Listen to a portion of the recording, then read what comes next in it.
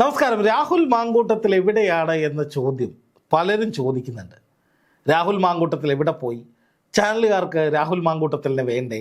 രാഹുൽ മാങ്കൂട്ടത്തിൻ്റെ കാര്യം ഇനി എന്താകും? തുടങ്ങി നിരവധി ചോദ്യങ്ങളാണ് പലരും ചോദിച്ചുകൊണ്ടിരിക്കുന്നത്. സംഭവം ഈ ചോദ്യം ഉന്നയിക്കുന്നവരെ കുറ്റം പറയാൻ കഴിയില്ല. കാരണം തദ്ദേശ ഭരണ തെരഞ്ഞെടുപ്പിന് തൊട്ടു മുമ്പ് വരെ രാഹുൽ മാങ്കൂട്ടത്തിൽ അങ്ങോട്ട് പോയി ഇങ്ങോട്ട് പോയി, അവിടെ കണ്ടു ഇവിടെ കണ്ടു, ഇതൊക്കെ നിരന്തരമായിട്ടുള്ള വേട്ടയാടലും പിന്നാലെ നടപ്പുമായിരുന്നു മാധ്യമങ്ങളുടെ ഭാഗത്തു നിന്നുണ്ടായത്. തദ്ദേശ തെരഞ്ഞെടുപ്പ് കഴിഞ്ഞതോടെ അവരുടെ ആവശ്യം കഴിഞ്ഞു. രാഹുൽ മാങ്കൂട്ടത്തിൽ വിഷയം ഉപേക്ഷിച്ചു. അവർക്ക് ഇരയ്ക്ക് നീതിയും കൊടുക്കേണ്ട, ആ വിഷയത്തെക്കുറിച്ച് അറിയുകയും വേണ്ട. പക്ഷേ രാഹുൽ മാങ്കൂട്ടത്തിൽ ചില നിർണായകമായ പദ്ധതികളുമായി അതിശക്തനായി തിരിച്ചു വരാനുള്ള അണിയറ നീക്കങ്ങളിലാണ്. അതായത് രാഹുൽ മാങ്കൂട്ടത്തിൻ്റെ മുൻകൂർ ജാമ്യാപേക്ഷ ക്രിസ്മസ് അവധിക്ക് ശേഷം ഹൈക്കോടതി പരിഗണിക്കുകയാണ്. ആ വിഷയത്തിൽ വിശദമായ വാദം കേൾക്കുകയാണ്. ആ മുൻകൂർ ജാമ്യാപേക്ഷ വിശദമായ വാദത്തിന് ശേഷം അംഗീകരിക്കുമെന്നും തനിക്ക് മുൻകൂർ ജാമ്യം കിട്ടുമെന്നുമാണ് രാഹുൽ മാങ്കൂട്ടത്തിൽ വിശ്വസിക്കുന്നത്.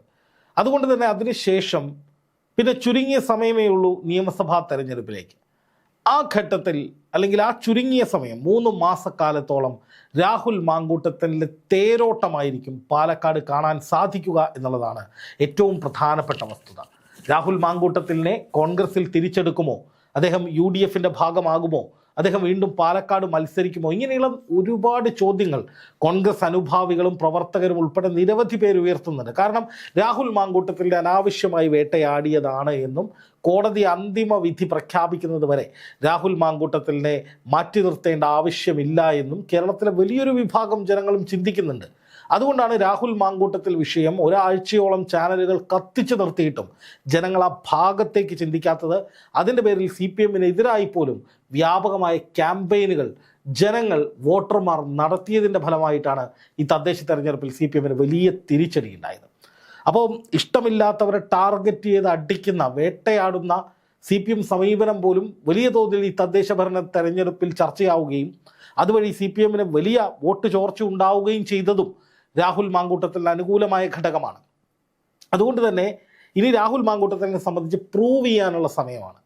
അതായത് ഈ മുൻകൂർ ജാമ്യാപേക്ഷയിൽ വിശദമായ വാദം കേൾക്കുമ്പോൾ തന്നെ രാഹുൽ മാങ്കൂട്ടത്തിൽ ആ കേസിൽ ഉന്നയിച്ച വാദങ്ങൾ കോടതി പരിഗണിക്കും. അതിൽ ജാമ്യം കിട്ടിയാൽ തന്നെ രാഹുൽ മാങ്കൂട്ടത്തിന് തലയുയർത്തി ജനങ്ങളുടെ മുന്നിൽ നിൽക്കാൻ സാധിക്കും. പാലക്കാട് സജീവമാകാൻ കഴിയും. രാഷ്ട്രീയ ആരോപണങ്ങൾ ഉയർത്തിയവർക്ക് കൃത്യമായ മറുപടി കൊടുക്കാനും കഴിയും. കാരണം രാഹുൽ മാങ്കൂട്ടത്തിൽ ആ മുൻകൂർ ജാമ്യാപേക്ഷയിൽ പറഞ്ഞിരിക്കുന്ന ഏറ്റവും പ്രധാനപ്പെട്ട കാര്യമെന്ന് പറയുന്നത് തനിക്കെതിരെ രാഷ്ട്രീയപരമായ ഗൂഢാലോചന ഉണ്ടായിട്ടുണ്ട്. തെരഞ്ഞെടുപ്പ് കാലമായതിനാൽ CPM-ഉം സർക്കാരും തനിക്കെതിരെ ആ രീതിയിലാണ് ഇടപെട്ടിട്ടുള്ളത്. അതുപോലെ മുഖ്യമന്ത്രിക്ക് നേരിട്ട് പരാതി കൊടുക്കുന്ന യുവതി, ആ ഒരു കീഴ്വഴക്കം ഒരിക്കലും അംഗീകരിക്കാൻ കഴിയുന്നതല്ല, അത് ഗൂഢാലോചനയുടെ ഭാഗമാണ്. അങ്ങനെയുള്ള നിരവധി കാര്യങ്ങൾ രാഹുൽ മാങ്കൂട്ടത്തിൽ കോടതിയെ ബോധ്യപ്പെടുത്തിയിട്ടുണ്ട്, അല്ലെങ്കിൽ കോടതിയെ അറിയിച്ചിട്ടുണ്ട്. അപ്പോൾ ബഹുമാനപ്പെട്ട ഹൈക്കോടതി ഈ വിഷയത്തിൽ രാഹുൽ മാങ്കൂട്ടത്തിൽ ജാമ്യം കൊടുത്താൽ, ഈ വിഷയങ്ങളിൽ എന്തെങ്കിലും തരത്തിലുള്ള കമൻറ്റുകൾ രാഹുൽ മാങ്കൂട്ടത്തിന് അനുകൂലമായി പറഞ്ഞാൽ അത് രാഹുൽ മാങ്കൂട്ടത്തിൻ്റെ തിരിച്ചുവരവിന് അതിശക്തമായ കളമൊരുക്കുമെന്ന കാര്യത്തിൽ ആർക്കും സംശയം വേണ്ട. അതായത് ഇപ്പോൾ രാഹുൽ മാങ്കൂട്ടത്തിൽ എവിടെയാണ്, എന്താണ് തുടങ്ങിയ കാര്യങ്ങളെക്കുറിച്ച് നമുക്ക് ചർച്ച ചെയ്യേണ്ട ആവശ്യമില്ല. കാരണം അദ്ദേഹവുമായി ബന്ധപ്പെട്ട് ഒന്നും സംഭവിക്കുന്നില്ല. അദ്ദേഹം എവിടെയാണെന്നത് സംബന്ധിച്ച് അദ്ദേഹത്തിൻ്റെ കുടുംബാംഗങ്ങൾക്കും സുഹൃത്തുക്കൾക്കും ഒക്കെ അറിയേണ്ട ആവശ്യമേ ഉള്ളൂ. പക്ഷേ കുറച്ച് ദിവസം കൂടി കഴിയുമ്പോൾ, അതായത് ക്രിസ്മസ് ആഘോഷവും മറ്റുമൊക്കെ കഴിഞ്ഞിട്ടുള്ള അടുത്ത ദിവസങ്ങളിൽ രാഹുൽ മാങ്കൂട്ടത്തിൽ വീണ്ടും പാലക്കാട് എത്തും. പാലക്കാട് എത്തുമെന്ന് മാത്രമല്ല, പാലക്കാട് സജീവമാകും. പരമാവധി വികസന പദ്ധതികൾ മണ്ഡലത്തിൽ നടത്തും. ഒരിക്കലും കോൺഗ്രസിനെ തള്ളിപ്പറയാനുള്ള സാധ്യത നിലനിൽക്കുന്നില്ല. പക്ഷെ അതേസമയം അവിടെ രാഹുലിൻ്റെ ഒരു വിജയ തേരോട്ടം എന്ന് വിളിക്കാവുന്ന വിധത്തിൽ രാഹുൽ മാങ്കൂട്ടത്തിൽ മണ്ഡലം ഇളക്കി മറിക്കുമെന്ന കാര്യത്തിൽ സംശയമൊന്നുമില്ല. കാരണം ഇപ്പോഴും തനിക്ക് അവിടെ വലിയ പിന്തുണയുണ്ട് എന്ന് ബോധ്യപ്പെടുത്തേണ്ടത് രാഹുൽ മാങ്കൂട്ടത്തിൻ്റെ ആവശ്യമാണ്. അതുവഴി അദ്ദേഹം കോൺഗ്രസിലേക്കോ UDFിലേക്കോ തിരിച്ച് എത്തുമോ എന്നുള്ള ഒരു ചോദ്യവും മറുവശത്തുണ്ട്. ആ ചോദ്യത്തിനുള്ള ഉത്തരമായിട്ട് നമുക്ക് 2 പ്രധാനപ്പെട്ട കാര്യങ്ങളെ പരിഗണിക്കാം. ഒന്ന്, രാഹുൽ മാങ്കൂട്ടത്തിൽ ഈ 3 മാസ കാലയളവിനുള്ളിൽ, അതായത് നമ്മൾ ഈ പറയുന്ന നിയമസഭാ തെരഞ്ഞെടുപ്പിലേക്കുള്ള ആ യാത്ര, ആ സമയത്തിനുള്ളിൽ ഈ കേസിൽ എന്തെങ്കിലും തരത്തിലുള്ള ഇടപെടലുകൾ നടത്താൻ രാഹുലിന് സാധിച്ചാൽ, അതായത് ഈ കേസുകൾ കള്ളക്കേസാണ്, രാഷ്ട്രീയ പ്രേരിതമാണ് തുടങ്ങിയ കാര്യങ്ങളിലൊക്കെ ഒരു വ്യക്തത രാഹുലിൻ്റെ വാദത്തിൽ ഉണ്ടാക്കാൻ സാധിച്ചാൽ അത് രാഹുലിനൊരു വിജയമാവുകയും തിരിച്ചു വരാനുള്ള സാധ്യതകൾ തുറക്കുകയും ചെയ്യും. ഇപ്പോൾ ചാണ്ടി ഉമ്മൻ ഇന്നലെ അമൃത TV-ക്ക് നൽകിയ ഒരു അഭിമുഖത്തിൽ പറഞ്ഞിട്ടുണ്ട്, രാഹുൽ മാങ്കൂട്ടത്തിൽ അഗ്നിശുദ്ധി വരുത്തണമെന്ന്. ഈ അഗ്നിശുദ്ധി വരുത്തുക എന്ന വാക്കിൻ്റെ കൃത്യമായ അർത്ഥം ഏറ്റവും നന്നായി അറിയുന്ന ഒരാളാണ് ചാണ്ടി ഉമ്മൻ. ചാണ്ടി ഉമ്മനെ അടക്കമുള്ള നിരവധി കോൺഗ്രസ് നേതാക്കൾ രാഹുൽ മാങ്കൂട്ടത്തിൽ അഗ്നിശുദ്ധി വരുത്തണം എന്ന് പറയുമ്പോൾ തന്നെ അദ്ദേഹത്തിന് തിരിച്ചു വരാനുള്ള സാധ്യതകൾ ഉണ്ട് എന്ന് പരോക്ഷമായി സൂചന നൽകുകയും അദ്ദേഹത്തിന് വേണ്ടിയുള്ള വാതിലുകൾ തുറന്നു കിടക്കുകയാണ് എന്ന സൂചനകൾ വ്യക്തമാക്കുകയും ചെയ്യുന്നുണ്ട്. അപ്പോൾ കോൺഗ്രസിനുള്ളിൽ, യൂത്ത് കോൺഗ്രസിനുള്ളിലൊക്കെ രാഹുൽ മാങ്കൂട്ടത്തിൻ്റെ വലിയ പിന്തുണയുണ്ട്. പക്ഷേ നിലവിലെ സാഹചര്യത്തിൽ, രാഷ്ട്രീയ സാഹചര്യത്തിൽ രാഹുൽ മാങ്കൂട്ടത്തിനെ പിന്തുണച്ചാൽ അത് എതിരാകുമോ, തങ്ങൾക്ക് എതിരാകുമോ? അതായത് അധികാരം വേണോ, രാഹുൽ മാങ്കൂട്ടത്തിൽ വേണോ എന്നൊരു ചോദ്യം ചോദിച്ചാൽ ഞങ്ങൾക്ക് ഇപ്രാവശ്യം അധികാരം മതി എന്ന് തന്നെയായിരിക്കും UDF സംവിധാനം ഒറ്റക്കെട്ടായി പറയുക. അവിടെ ലീഗായാലും കോൺഗ്രസ് ആയാലും മാങ്കൂട്ടത്തിലിനെ മാറ്റി നിർത്തി പരമാവധി റിസ്ക് ഒഴിവാക്കാനാണ് ശ്രമിക്കുക. അവിടെയാണ് രാഹുൽ മാങ്കൂട്ടത്തിന് മുന്നിലുള്ള ഏറ്റവും വലിയ വെല്ലുവിളി. പാലക്കാട് സജീവമാകുന്നു, ഒരു MLA എന്ന നിലയിൽ തൻ്റെ ജനപ്രീതി വർദ്ധിപ്പിക്കുന്നു, ജനകീയനായ ഒരു താരമാകുന്നു, അതുപോലെ തന്നെ കൂടുതൽ കൂടുതൽ പദ്ധതികൾ ഉദ്ഘാടനം ചെയ്യുന്നു, മണ്ഡലത്തിലെ ഏത് കാര്യത്തിനും ജനങ്ങൾക്കിടയിലേക്ക് ഓടിയെത്തുന്നു, അതിനിടയിൽ ഹൈക്കോടതിയിൽ നിന്ന് മുൻകൂർ ജാമ്യം ലഭിക്കുന്നു, തൻ്റെ വാദങ്ങൾ ഓരോന്നായി അദ്ദേഹം പൊതുജന സമക്ഷം അവതരിപ്പിക്കുന്നു, അതിനിടയിൽ ഈ കേസുമായി ബന്ധപ്പെട്ട് കേസ് കോഷ് ചെയ്യുന്നത് അടക്കമുള്ള എന്തെങ്കിലും നടപടിക്രമങ്ങളിലേക്ക്, അദ്ദേഹത്തെ കുറ്റവിമുക്തനാക്കണമെന്ന ഹർജി കൊടുക്കുന്നത് ഉൾപ്പെടെയുള്ള എന്തെങ്കിലും നടപടിക്രമങ്ങളിലേക്കൊക്കെ രാഹുൽ പോയാൽ, അതിന് അനുകൂലമായൊരു നടപടി വന്നാൽ, ഈ ചുരുങ്ങിയ സമയത്ത് വരാൻ സാധ്യത കുറവാണ്, പക്ഷേ അങ്ങനെ വന്നാൽ അത് രാഹുലിന് ഗുണകരമാകും. എന്ന് മാത്രമല്ല, ഈ പരാതികളുമായി ബന്ധപ്പെട്ട് അന്വേഷണത്തിൽ പോലീസിന് ഒന്നും കണ്ടെത്താൻ കഴിഞ്ഞിട്ടില്ലെങ്കിൽ, അതായത് FIR രജിസ്റ്റർ ചെയ്ത് 90 ദിവസത്തിനകം കോടതിയിൽ കുറ്റപത്രം കൊടുക്കേണ്ടതാണ്. അപ്പോൾ ഈ കേസുകളുമായി ബന്ധപ്പെട്ട് കൃത്യമായ വിവരശേഖരണം പോലീസിന് നടത്താനായില്ലെങ്കിൽ രാഹുൽ മാങ്കൂട്ടത്തിൽ നിന്ന് അനുകൂലമായ ഒരു സാഹചര്യമാകും. രാഹുലിന് ജനങ്ങളുടെ മുന്നിൽ തല ഉയർത്തി തന്നെ നിൽക്കാനാകും. തന്നെ കുടുക്കിയതാണെന്ന് ആവർത്തിച്ച് പറയാൻ സാധിക്കും.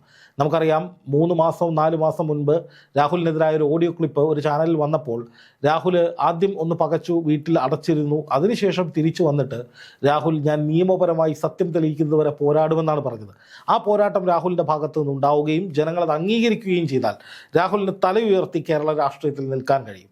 പക്ഷെ അതേസമയം തന്നെ UDFിലേക്ക് തിരിച്ചെടുക്കുമോ എന്ന ചോദ്യത്തിന് ഇപ്പോഴും കൃത്യമായ മറുപടി പറയാൻ കഴിയില്ല. UDFിൽ നിന്ന് ഈ തെരഞ്ഞെടുപ്പിൽ രാഹുലിനെ മാറ്റി നിർത്താനാണ് സാധ്യത. പക്ഷേ അടുത്ത ലോക്സഭാ തെരഞ്ഞെടുപ്പിലോ അല്ലെങ്കിൽ അതിനടുത്ത നിയമസഭാ തെരഞ്ഞെടുപ്പ് 2031 രാഹുലിനെ വേണമെങ്കിൽ മത്സരിപ്പിക്കാൻ സാധിക്കും. കാരണം ഇപ്പോൾ കോൺഗ്രസ് അല്ലെങ്കിൽ UDF ശ്രമിക്കുന്നത് എത്രയും മികച്ച രീതിയിലുള്ള സ്ഥാനാർത്ഥിത്വത്തെക്കുറിച്ച് മാത്രമാണ്. ഒരു തരത്തിലുള്ള ഡാമേജും ഇല്ലാത്ത വിധത്തിൽ മുന്നോട്ട് പോയി 100-ലധികം സീറ്റുകൾ നേടി വിജയിക്കുക എന്നുള്ളത് തന്നെയാണ് UDFിൻ്റെ ലക്ഷ്യം. അതുകൊണ്ടാണ് PV അൻവറിനെയൊക്കെ പൂർണ്ണമായും മുന്നണിയിലേക്ക് എടുക്കാതെ സൈഡിൽ ഇങ്ങനെ വെച്ചിരിക്കുന്നത്. അതൊരു നല്ല തീരുമാനമാണ്. അതായത് PV അൻവർ TMC എന്ന് പറയുന്ന പാർട്ടി പൂർണ്ണമായും UDFിൻ്റെ ഭാഗമല്ല, പക്ഷേ എന്നാൽ അസോസിയേറ്റ് ചെയ്ത് നിൽക്കുകയാണ് എന്നുള്ള ഒരു നില. അപ്പോൾ അങ്ങനെ നോക്കുമ്പോൾ UDFിന് ജയിക്കാനുള്ള നിലയിലേക്ക് രാഹുൽ മാങ്കൂട്ടത്തിൻ്റെ ഇടപെടലുകൾ ഉണ്ടാകാനുള്ള സാധ്യതയുണ്ട്. രാഹുൽ മാങ്കൂട്ടത്തിനെ പൂർണ്ണമായി അവഗണിച്ചുകൊണ്ട് കോൺഗ്രസിന് മുന്നോട്ട് പോകാൻ കഴിയില്ല. ഒരുപക്ഷെ സന്ദീപ് വാര്യരായിരിക്കും പാലക്കാട് മത്സരിക്കാൻ സാധ്യത. സന്ദീപിൻ്റെ പേര് തവനൂരും പറഞ്ഞു കേൾക്കുന്നുണ്ട്. സന്ദീപ് വാര്യരൊക്കെ ആണെങ്കിൽ പാലക്കാട് കുറെ കൂടി കോൺഗ്രസിലേക്ക് ചായാനുള്ള സാധ്യതകൾ കൂടുതലുണ്ട്. പക്ഷെ അവിടെയും രാഹുൽ മാങ്കൂട്ടത്തിൽ എന്ത് നിലപാട് സ്വീകരിക്കുമെന്നുള്ളത് ഒരു പ്രധാനപ്പെട്ട വിഷയമാണ്. ഏതായാലും രാഹുൽ മാങ്കൂട്ടത്തിൽ പാലക്കാട് ഒരു തരംഗമുണ്ടാക്കാനുള്ള നീക്കങ്ങൾ ഇനിയും ഉണ്ടാകും അദ്ദേഹത്തിൻ്റെ ഭാഗത്തു നിന്ന്. മുൻകൂർ ജാമ്യാപേക്ഷയിലുള്ള കോടതി വിധി വന്നതിന് ശേഷം അത് അനുകൂലമാണെങ്കിലാണ് അത്തരമൊരു നീക്കത്തിലേക്ക് രാഹുൽ പോവുക. പക്ഷെ അതേസമയം തന്നെ നമ്മൾ പറയേണ്ട ഒരു പ്രധാനപ്പെട്ട കാര്യമെന്ന് പറയുന്നത്, പാലക്കാട് രാഹുലിനെ മത്സരിപ്പിക്കാനുള്ള സാധ്യത കുറവാണ്. അദ്ദേഹത്തെ കോൺഗ്രസിലേക്ക് അഗ്നിശുദ്ധി വരുത്താത്തിടത്തോളം കാലം, അതായത് കോടതി വിധി വരികയോ അല്ലെങ്കിൽ രാഹുൽ തന്നെ കുറ്റവിമുക്തനാക്കണമെന്ന് ആവശ്യപ്പെട്ട് നിയമ നടപടി സ്വീകരിച്ച് അതിൽ അനുകൂല വിധി വരികയോ ഒക്കെ ചെയ്യുന്നത് വരെ രാഹുൽ അഗ്നിശുദ്ധി വരുത്തപ്പെടുന്നില്ല. അതുകൊണ്ട് തന്നെ പൂർണ്ണമായും കോൺഗ്രസിലേക്ക് നിരുപാധികം തിരിച്ചെടുക്കാനുള്ള സാധ്യതകൾ നിലവിലില്ല എങ്കിലും രാഹുൽ മാങ്കൂട്ടത്തിനെ ഉപദ്രവിക്കാതിരിക്കുക എന്നൊരു നയത്തിലേക്ക്, രാഹുൽ മാങ്കൂട്ടത്തിൽ കോൺഗ്രസിനെതിരെ പ്രവർത്തിക്കാതിരിക്കുക എന്ന നിലയിലേക്ക് ഒരു അനുനയിപ്പിക്കൽ നീക്കം നേതൃത്വത്തിൻ്റെ ഭാഗത്തു നിന്നുണ്ടാകാൻ സാധ്യതയുണ്ട്. അതായത് മാങ്കൂട്ടത്തിൽ മറ്റേതെങ്കിലും രാഷ്ട്രീയ ലാവണങ്ങൾ തേടി പോകാതിരിക്കുകയോ കോൺഗ്രസിൻ്റെ വിമതരായി മത്സരിക്കാതിരിക്കുകയോ ചെയ്യുക എന്ന കാര്യത്തിൽ ഒരു ഉറപ്പ് ഉണ്ടാക്കാനായിട്ട് നേതൃത്വം രാഹുൽ മാങ്കൂട്ടത്തിലുമായി സംസാരിക്കാനുള്ള സാധ്യതയുണ്ട്. പക്ഷേ അപ്പോഴും പാർട്ടിയുടെ നിസ്സഹായാവസ്ഥ ബോധ്യപ്പെടുത്തും. ഇപ്പോഴത്തെ സാഹചര്യത്തിൽ രാഹുലിനെ തിരിച്ചെടുത്താൽ അത് CPM-ഉം BJP-യും രാഷ്ട്രീയ ആയുധമാക്കും. അതുകൊണ്ട് ചിലപ്പോൾ തിരിച്ചടികൾ ഉണ്ടായേക്കാം.